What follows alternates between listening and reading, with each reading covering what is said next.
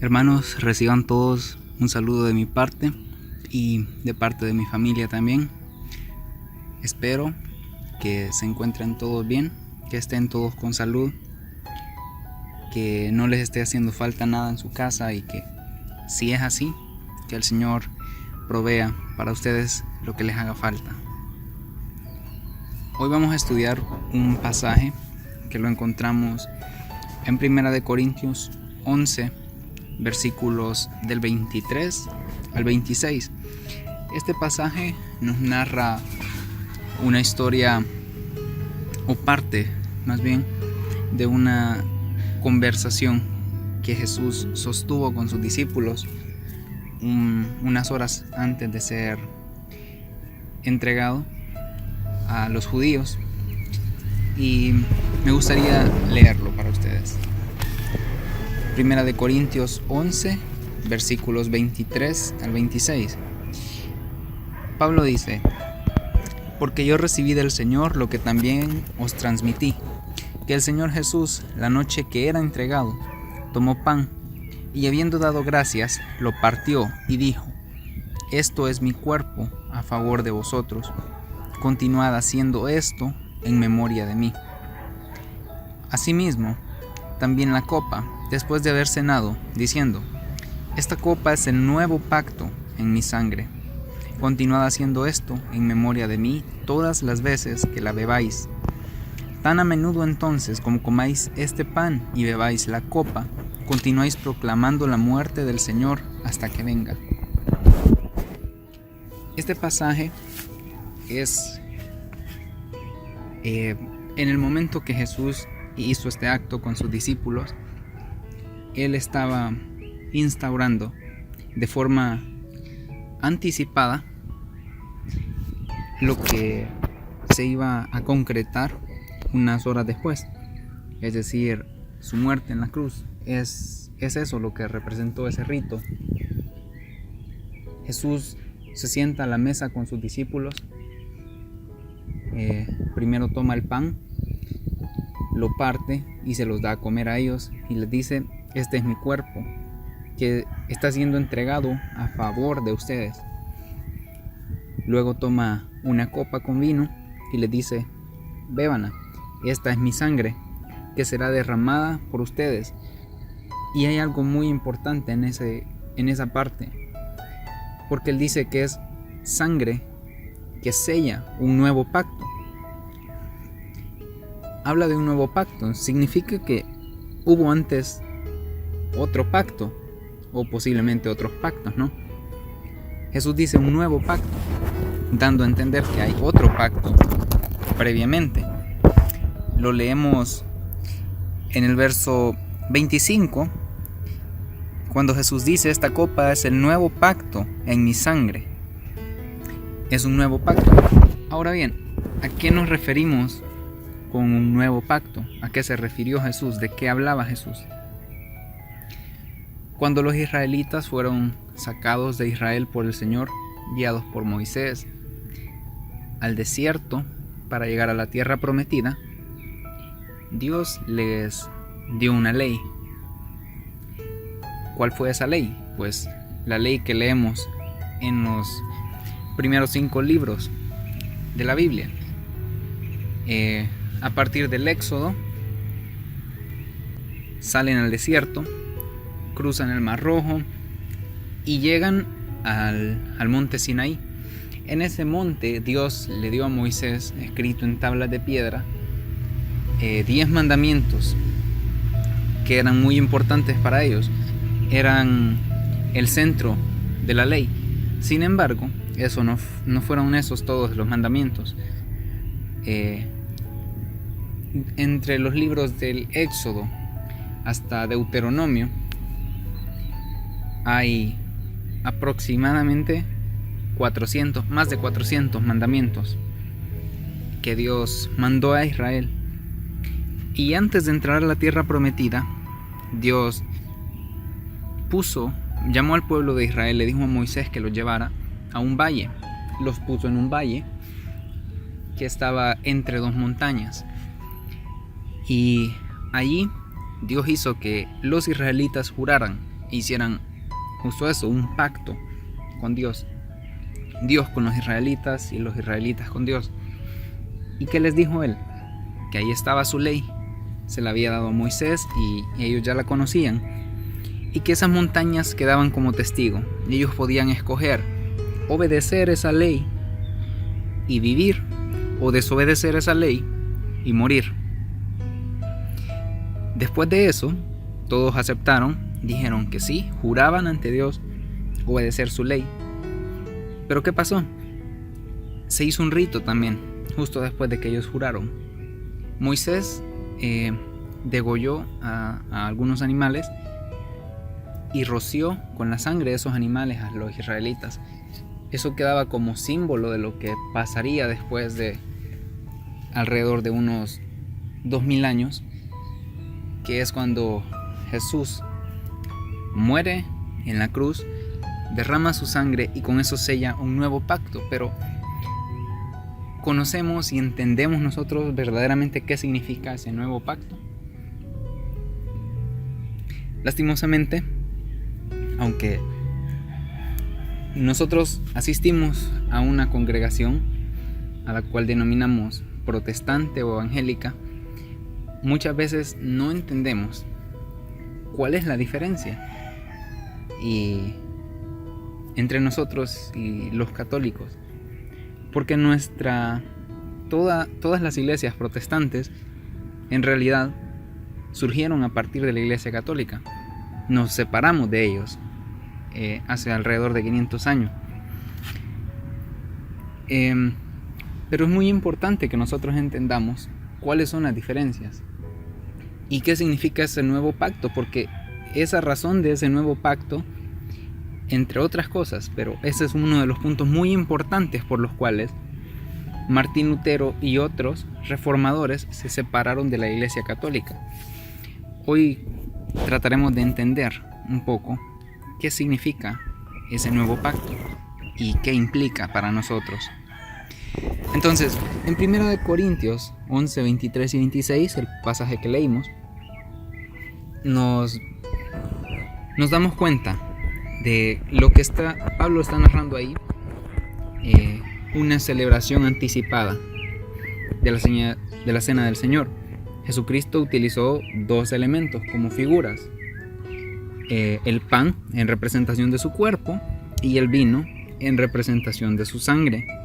Jesús mismo les explicó a sus discípulos al hacer este acto el significado de esos elementos y les encomendó a ellos repetir ese rito tantas veces como pudieran en memoria suya. Los católicos, todas las veces que hacen misa, realizan, no recuerdo exactamente el nombre que utilizan, comulgar creo que le llaman, y bueno, ellos comen pan y unas hostias y también vino. Ahora, ¿por qué los cristianos no hacemos eso en todas nuestras reuniones? Me pregunto.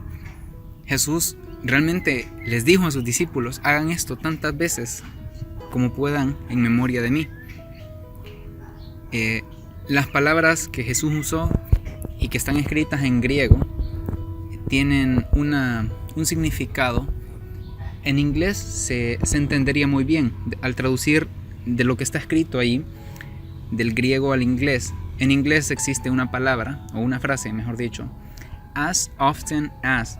Eso significa tantas veces como sea posible, tan a menudo como se pueda. Y en el español, al traducirlo al español, pierde bastante su fuerza, porque nosotros lo traducimos sencillamente como hagan esto en memoria mía.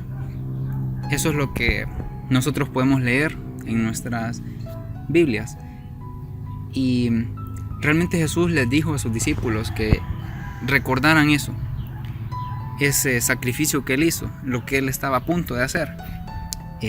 Solo unas horas después de eso, de esa cena, Jesús es capturado, se entrega a sí mismo, permite ser capturado. Ya conocemos la historia. lo escarnecen, lo juzgan injustamente y pues finalmente lo crucifican. Y Él entrega su espíritu al final de todo, y justo antes de entregar el espíritu, la palabra nos dejó una joya. Jesús dijo unas palabras muy importantes: consumado es. Había terminado, pero ¿a qué se refirió el Señor cuando dijo eso de consumado es? ¿Qué significó eso? Significaba que al morir, al entregar su espíritu en esa cruz, haber derramado su sangre, Él estaba cerrando finalmente ese nuevo pacto del que les habló a sus discípulos, ese nuevo pacto en su sangre. Tradicionalmente, lo que escuchamos, y como dije, venimos de la Iglesia Católica, esa es la verdad. De ahí salió la Iglesia Protestante. Se llama protestante precisamente porque protestó en contra de las cosas que hacía la Iglesia Católica y se dividió, se separó de ahí.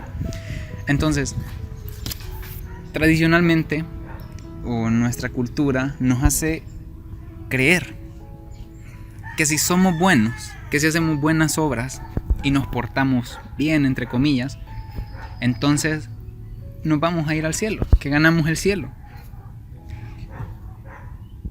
¿Y qué errado es eso? Tan erróneo. Porque el primer pacto que hubo entre Dios y el hombre, ese que se hizo con Israel, en ese Dios les dijo: cumplan toda esta ley y van a vivir. Ahora, la pregunta es: ¿quién verdaderamente ha cumplido toda la ley de Dios sin haber fallado jamás en ni siquiera un punto? Solo un hombre, Jesucristo, ese que murió. Pero no entendemos nosotros incluso muy bien la muerte del Señor si no entendemos también la gracia. Les pregunto, ¿por qué no pudo sencillamente Dios decir: está bien, voy a perdonar a todos los seres humanos por sus pecados y ya, me olvido de sus pecados y estemos en paz? La respuesta es simple: Dios es un Dios justo. Dios dice de sí mismo que Él es justo y que Él no va a dejar por inocente a quien es culpable. No podemos nosotros pensar en un Dios justo si decimos que es un Dios que si alguien mata, Él solo lo perdona y ya. Eso no es justicia. Esa no es la definición de justicia. Justicia es dar a cada quien lo que se merece. ¿Y qué nos merecíamos nosotros entonces? Porque la Biblia nos dice sobre todo ser humano que todos pecamos. Nos lo dice en Romanos. Romanos es una de las cartas donde se trata de forma muy extensa todo este tema de la salvación por gracia, y no sé si llamarle salvación por medio de la ley, porque la verdad es que nadie la alcanzó. Entonces difícilmente podría llamarse salvación, porque el pacto inicialmente que Dios hizo fue que si se cumplía su ley, entonces serían salvos, pero nadie pudo guardar la ley. En Romanos se explica con mucho detalle sobre todo esto. Bien, y hablando de Romanos, vamos a ir a Romanos capítulo 3 y vamos a leer unos versículos. Romanos capítulo 3, versículos 21 hasta el 28. Y dice así: pero ahora, aparte de la ley, se ha manifestado la justicia de Dios. Ojo a esa palabra, justicia de Dios, atestiguada por la ley y los profetas. La justicia de Dios mediante la fe de Jesucristo, para todos los que creen, porque no hay distinción alguna, por cuanto todos pecaron y están privados de la gloria de Dios, siendo declarados justos gratuitamente por su gracia, mediante la redención que tienen en Cristo Jesús, a quien Dios exhibió como propiciación por su sangre mediante la fe, como demostración de su justicia, a causa del pasar por alto los pecados previamente cometidos en la tolerancia de Dios, para la demostración de su justicia en el tiempo presente, para ser justo cuando declara justo al que es de la fe de Jesús.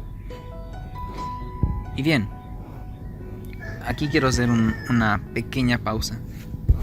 Esa última parte dice que Dios quiso demostrar su justicia en el tiempo presente para ser justo cuando declara justo al que es de la fe de Jesús.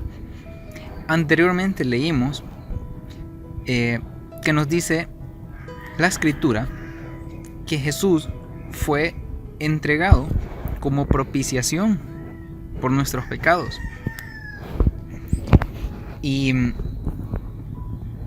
hay un pasaje en Juan, cuando Juan el Bautista ve a Jesús venir para que lo bautizara, donde dice: he aquí el Cordero de Dios que quita el pecado del mundo. Hay una palabra que he estado estudiando el libro de Juan, y hay una palabra que tiene una traducción no tan apropiada, y es quita. En las traducciones de la Reina Valera y todas las versiones que han derivado de ella, esa palabra se ha traducido como quitar. Esa palabra es en griego airo, y pues puede significar quitar, apartar de o levantar. Pero para que entendamos bien lo que hizo Jesús con nosotros, tengamos en mente que Dios es un Dios justo, que no podía simplemente decir: ya están perdonados todos, ya no deben nada, porque Él es justo y Él dará a cada quien el pago por lo que ha hecho. Así que Dios no podía simplemente decirle al ser humano: bien, sus pecados han sido olvidados. Por supuesto que no, Dios no iba a hacer eso, porque Él no es injusto. Sería un Dios injusto si Él hiciera eso. ¿Qué hizo entonces Dios? ¿Cuál fue la única, y quiero hacer mucho énfasis en eso, única solución que Dios encontró para salvar al hombre? Fue morir Él en lugar del hombre, cargar Él con el pecado del hombre, juzgar al hombre, pero no al hombre en su propio cuerpo, sino en su cuerpo. Dios cargó con el pecado del hombre. Y esa palabra que mencioné antes, airo, en griego, la traducción más apropiada no es quita, sino carga. De manera que deberíamos leer ese pasaje no como el Cordero de Dios que quita el pecado del mundo, sino como el Cordero de Dios que carga con el pecado del mundo. Porque Jesús fue eso lo que hizo. Jesús la gracia no tendría sentido si entendemos que Jesús quitó nuestro pecado, en el sentido de que solo lo apartó de nosotros, porque eso no fue lo que Él hizo. Él no solo apartó nuestro pecado, Él cargó en sí mismo con nuestro pecado. ¿Para qué? Para que Dios juzgara en el cuerpo de Él el pecado de nosotros. Esa es la doctrina de la gracia. Nosotros no fuimos juzgados por Dios de acuerdo a lo que merecíamos, pero ¿eso significa que Dios fue injusto? No, Dios exhibió toda su justicia en la cruz. Toda su justicia quedó expresada en la cruz. Gracia no significa olvidarse de los pecados, y la gracia tampoco fue gratuita. Para nosotros es gratuita, pero no lo fue para Dios. Dios tuvo que pagar un precio por nosotros para poder darnos gracia. Dios ejecutó toda su justicia sobre Jesús, demostró toda su justicia sobre Jesús. Jesús cargó con nuestros pecados sobre sí mismo para que Dios siempre fuera justo en todos sus juicios. Ese pasaje de Corintios y está también en el libro de Juan, es corto, pero logra condensar una gran parte de todo aquello en lo que nosotros creemos, es decir, nuestra doctrina. Nosotros no creemos que haciendo buenas obras somos salvos. No creemos que podemos ganar el cielo por hacer cosas buenas, como mucha gente cree, que por hacer cosas buenas va a ir al cielo. Eso no es cierto, porque Dios no juzga a nadie por hacer cosas buenas, los condena por hacer lo malo. Y todos los seres humanos hemos hecho lo malo, así lo dice la Biblia. En conclusión, pues me gustaría invitarlos a estudiar el libro no de Corintios, porque en Corintios sí se nos narra esta pequeña porción, y en Juan también. Me gustaría más invitarlos a estudiar el libro de Romanos entero, de punta a punta, porque en ese libro uno puede, si lo estudia con mucho cuidado y con atención, se dará cuenta entonces de cómo opera, cómo fue el plan de Dios, cómo es el plan de Dios para salvarnos. Y hay otro libro que se puede estudiar paralelamente, que es el libro de Gálatas, porque en su mayoría se trata del mismo tema, solo que Gálatas es un poco más corto y parece tener un lenguaje un poco más familiar para nosotros, que puede hacernos entenderlo un poco más fácil. Sin embargo, en Romanos es más extenso el libro, pero igualmente está explicado con mucho mayor detalle. Espero que este estudio les haya servido, que hayan podido entender un poco más al Señor, su obra por nosotros. Los animo a que no dejen de orar, a que no dejen de estudiar la palabra del Señor, que sigan creyendo, confiando, que no permitan que las cosas que hay en el mundo los distraigan, o mejor dicho, nos distraigan del llamado que el Señor nos ha hecho. Confiemos en el Señor, confiemos en las promesas que Él nos ha hecho, confiemos, como dice la palabra, que aquel que comenzó en nosotros la obra la va a perfeccionar. Que Dios los bendiga a todos, espero que estén bien y espero que nos veamos pronto. Hasta luego.